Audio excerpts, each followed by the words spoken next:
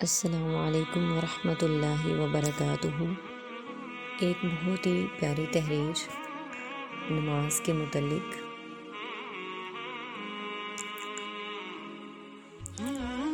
بعض لوگ کیوں نماز نہیں پڑھتے؟ ایک دوست نے اپنے نماز پڑھنے کی یہ وجہ بیان کی: بہت آسانی سے میں نمازی بن گیا۔ ایک دن میں کلاس میں بیٹھا ہوا تھا اور میری کلاس کا مضمون علوم دینی تھا۔ جب استاد کلاس میں تشریف لائے تو انہوں نے شاگردوں سے سوال کیا، آپ کی نظر میں کون لوگ نماز نہیں پڑھتے؟ ایک شاگرد نے بڑی معصومیت سے کہا، جو لوگ مر گئے ہیں وہ نماز نہیں پڑھتے۔ دوسرے شاگرد نے شرمندگی سے جواب دیا، جن لوگوں کو نماز پڑھنا نہیں آتی۔ تیسرا بچہ اپنی جگہ سے کھڑا ہوا اور نہایت معقول جواب دیا، جو لوگ مسلمان نہیں ہیں وہ نماز نہیں پڑھتے۔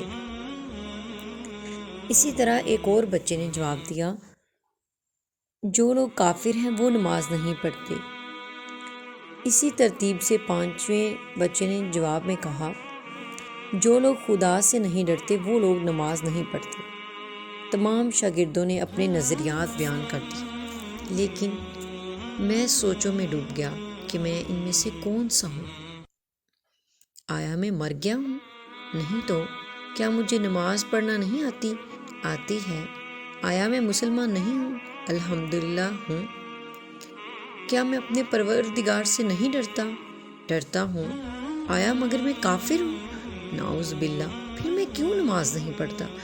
میں اپنے آپ سے کہنے لگا، اگر قبر کی پہلی رات مجھ سے سوال کیا گیا کہ تم زندہ تھے، نماز بھی آتی تھی، مسلمان بھی تھے، اللہ سے ڈرتے بھی تھے، پھر بھی تم نے نماز کیوں نہیں پڑھی؟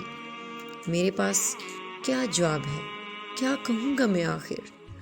جھرجھری آ گئی مجھے اور اسی دن مصمم ارادہ کر لیا کہ اب کبھی نماز ترک نہیں کروں گا۔